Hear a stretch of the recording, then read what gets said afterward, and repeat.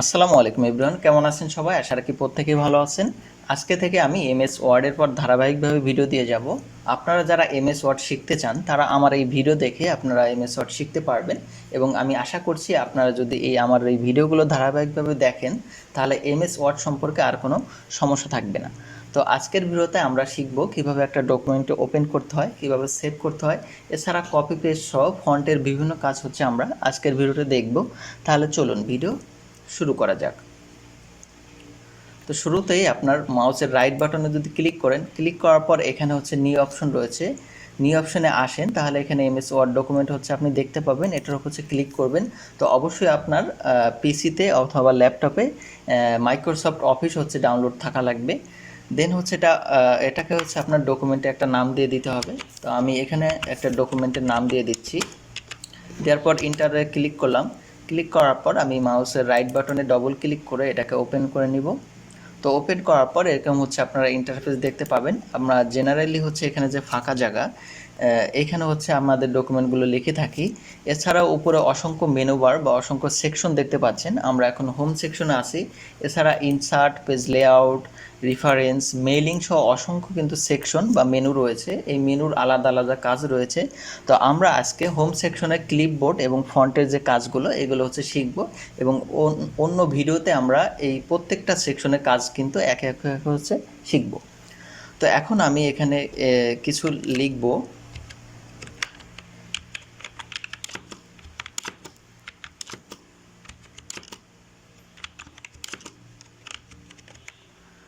তো লেখার পর আমরা এটাকে হচ্ছে একটু বড় করে নিই যাতে হচ্ছে আপনাদের দেখতে একটু সুবিধা হয়। তো প্রথমে হোম সেকশনে এখানে ক্লিপবোর্ড অপশনে দেখতে পাচ্ছেন, এখানে কপি কাট পেস্ট অপশন রয়েছে। এখন কিন্তু চাইলে আপনারা এখান থেকে হচ্ছে কপি পেস্ট কাট করতে পারেন, অথবা মাউস বাটনের রাইট অপশন ক্লিক করলে কিন্তু আপনারা এখানে কপি কাট পেস্ট অপশন দেখতে পারেন। ধরুন এটা হচ্ছে কপি করব, এই জন্য এটাকে কপিতে ক্লিক করলাম। ক্লিক করার পর এটাকে হচ্ছে এখানে পেস্ট করব। তো পেস্ট করার জন্য এখানে আবারও মাউসের রাইট বাটন হচ্ছে ক্লিক করব। ক্লিক করার পর পেস্ট অপশনে ক্লিক করলে কিন্তু এটা অটোমেটিকলি পেস্ট হয়ে যাবে। এছাড়াও আপনি কিন্তু চাইলে একদম শর্টকাটে হচ্ছে এটাকে কপি পেস্ট করতে পারেন। সেটা করার জন্য আপনি এটাকে সিলেক্ট করবেন। সিলেক্ট করার পর আপনার যে কিবোর্ড রয়েছে, কিবোর্ডের কন্ট্রোল সি চাপলে কিন্তু ডকুমেন্টটা কপি হয়ে যাবে, এবং কন্ট্রোল ভি যদি চাপেন ডকুমেন্টটা কিন্তু পেস্ট হয়ে যাবে। তো আমরা হচ্ছে কপি পেস্টের কাজগুলো হচ্ছে দেখলাম। আপনারা শর্টকাট নিয়ম হচ্ছে ইউজ করবেন, তাহলে কিন্তু আপনার কাজগুলো খুবই ইজি হবে এবং সময় হচ্ছে বেঁচে যাবে।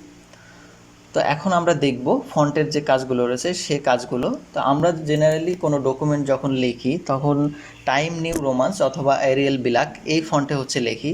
এছাড়াও আমরা যদি কোনো ডকুমেন্টকে ডিজাইন করতে যাই, ধরুন কোনো সার্টিফিকেটের কাজ বা কোনো আইডি কার্ডের কাজ যদি আমরা এখানে করি, তাহলে কিন্তু আমাদের এই ফন্টের যে স্টাইল এটা চেঞ্জ করতে হয়। তো স্টাইল চেঞ্জ করার জন্য এখানে যে ফন্ট অপশন আছে, এই অপশনে যে বক্স দেখতে পাচ্ছেন, এইখানে অ্যারো বাটনে ক্লিক করলে কিন্তু অসংখ্য ফন্ট এখানে রয়েছে। এখানে ধরুন এই ফন্টটা আমি যদি সিলেক্ট করি তাহলে কিন্তু এই ফন্টের যে স্টাইলটা এটা কিন্তু চেঞ্জ হয়ে গেছে। তো এইভাবে কিন্তু ফন্ট স্টাইলটা চেঞ্জ করতে হয়। এছাড়া আপনি কিন্তু চাইলে এখানে হচ্ছে অ্যারো বাটনে ক্লিক করে এখানে ফন্টের নাম যদি আপনি লেখেন, এখানে হচ্ছে আমি টাইম নিউ রোমান্স লিখব।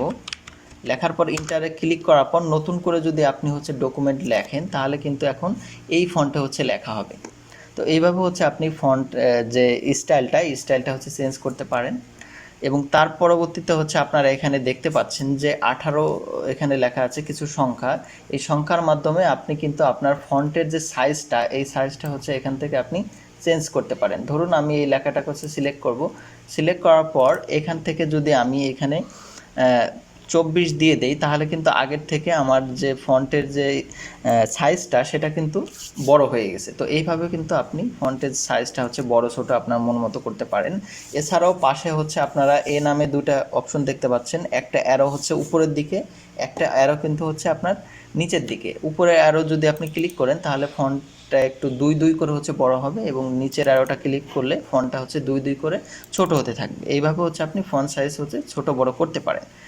এছাড়াও আপনারা এখানে দেখেন ফন্টটাকে হচ্ছে বোল্ড করতে হলে এখানে বোল্ড অপশন রয়েছে, বোল্ড অপশনে ক্লিক করলে একটু মোটা হয়ে যাবে। এছাড়া ইতালিক করতে চাইলে আই বাটনে ক্লিক করলে ইতালিক বা একটু ব্যাকা ব্যাকা হয়ে যাবে। এবং নিচে ইউ অপশন রয়েছে এবং আন্ডারলাইন অপশন রয়েছে, এটার উপর ক্লিক করলে আপনার লেখাটা হচ্ছে আন্ডারলাইন হয়ে যাবে। এছাড়া দেখেন আন্ডারলাইনের ডান সাইডে অ্যারো অপশন রয়েছে, নিচে দেখেন ডট ডট সহ অসংখ্য রকমের স্টাইল রয়েছে আন্ডারলাইনের, আপনি চাইলে যে কোনোটা ইউজ করতে পারেন। এখন হচ্ছে এখানে তার নিচে আপনারা দেখতে পাচ্ছেন X2, একটা নিচে একটা হচ্ছে উপরে। এটা জেনারেলি গাণিতিক যে ফর্মুলা এটা ইউজ করে থাকে, যেমন a square plus b square যদি লিখতে যান তখন কিন্তু স্কোয়ারটা উপরে থাকে। তো আপনি যদি কোনো লেখাকে উপরে উঠাতে চান তাহলে দেখেন এখানে ধরুন আমি ইটাকে উপরে উঠাবো, এই জন্য ইটা সিলেক্ট করলাম। সিলেক্ট করার পর এখানে হচ্ছে X2তে সিলেক্ট করলে ইটা কিন্তু উপরে চলে গেছে। সেমভাবে যদি আমি কোনো লেখাকে নিচে নিতে চাই, সেই লেখাকে হচ্ছে আমি সিলেক্ট করব। সিলেক্ট করার পর X2 নিচে যেটা রয়েছে এটা যদি সিলেক্ট করি তাহলে কিন্তু লেখাটা হচ্ছে নিচে চলে আসবে। তো জেনারেলি এই ফর্মুলাটা আমরা গাণিতিক যে ফর্মুলাগুলো রয়েছে, যে সূত্রগুলো রয়েছে, সেক্ষেত্রে হচ্ছে আমরা ইউজ করে থাকি। তো এখন আমরা দেখব কিভাবে হচ্ছে কোনো লেখাকে হাইলাইট করতে হয় এবং কোনো ফন্টের যে কালার আছে সেই কালারকে হচ্ছে চেঞ্জ করতে হয়। তো কোনো লেখাকে স্টাইল করতে হলে বা হাইলাইট করতে হলে এখানে লেখাটাকে হচ্ছে সিলেক্ট করতে হবে। তো আমি হচ্ছে লেখাটাকে হচ্ছে সিলেক্ট করলাম। সিলেক্ট করার পর এখানে দেখেন ফিল কালার আছে, এটার উপর ক্লিক করলে কিন্তু এখানে লেখাটা হাইলাইট হয়ে গেছে। এছাড়া অ্যারো বাটন রয়েছে, এই বাটনে ক্লিক করলে এখানে অসংখ্য কালার রয়েছে, সেটার মাধ্যমে কিন্তু আপনি চাইলে হাইলাইট করে নিতে পারেন। তার পাশে দেখেন এখানে হচ্ছে এ অপশন রয়েছে এবং নিচে কিন্তু রেড কালার রয়েছে, এটা হচ্ছে ফন্ট কালার। তো আপনি যদি কোনো ফন্টকে হচ্ছে সিলেক্ট করেন, সিলেক্ট করার পর এখানে যদি কালারটা দিয়ে দেন তাহলে কিন্তু আপনার ফন্টের কালারটা চেঞ্জ হয়ে যাবে। তো এখানে হচ্ছে আপনার এই কালারটা চেঞ্জ হওয়ার কারণে দেখা যাচ্ছে না, আমি অন্য কালার দিয়ে দিচ্ছি। এখন হচ্ছে এটাকে হচ্ছে সিলেক্ট করে এটার কালারটা আমি চেঞ্জ করে নিব। দেখেন এখানে কিন্তু রেড কালার হয়ে গেছে। এছাড়াও অসংখ্য কালার এখানে রয়েছে এবং মোর কালার অপশন রয়েছে, আপনি কিন্তু চাইলে আপনার মনের মতো যে কোনো কালার এখানে ফন্টের জন্য ইউজ করতে পারেন।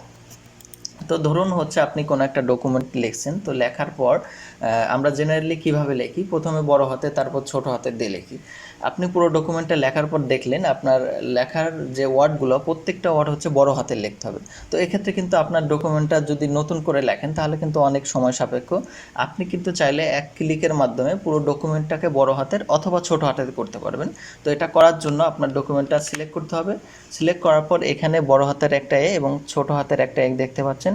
এই অ্যারো অপশনে ক্লিক করলে এখানে আপার কেস এবং লোয়ার কেস দেখতে পাবেন। এখানে আপার কেস দিলে পুরো ডকুমেন্টটা হচ্ছে সমস্ত লেখা বড় হাতের হয়ে যাবে এবং সেমভাবে লোয়ার কেস দিলে সমস্ত লেখাটা হচ্ছে ছোট হাতের হয়ে যাবে।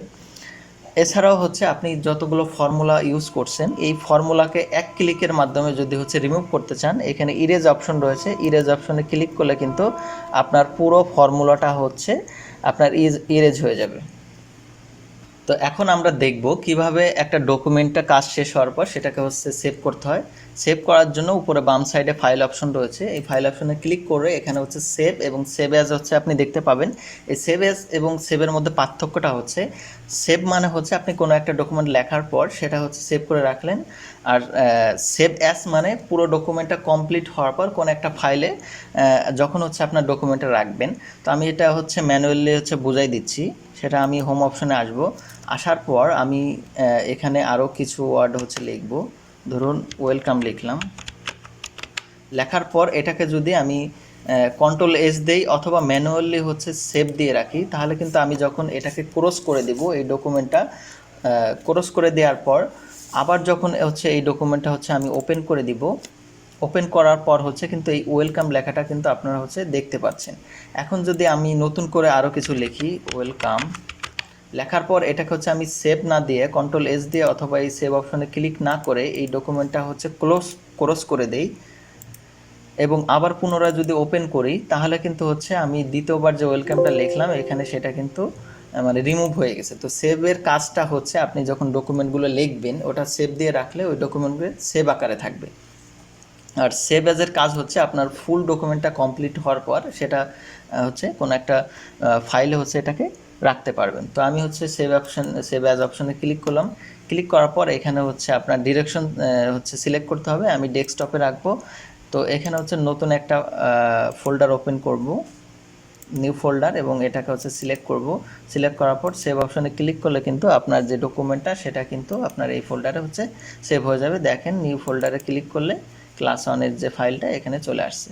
তো এটাই ছিল মূলত ভিডিও। আমি আশা করছি আপনারা এই ভিডিও দেখে বারে বারে হচ্ছে যদি প্র্যাকটিস করেন, তাহলে এই আমি যতটুকু ভিডিওর মাধ্যমে বোঝালাম সেটা হচ্ছে আপনারা খুব সহজে শিখে নিতে পারেন। আর তাছাড়া যদি কোনো কিছু বুঝতে অসুবিধা হয় সেটা আমাকে কমেন্ট বক্সে জানাতে পারেন। তাহলে আজ এ পর্যন্তই, দেখা হচ্ছে নতুন কোনো ভিডিও নিয়ে। তাহলে সবাই ভালো থাকবেন।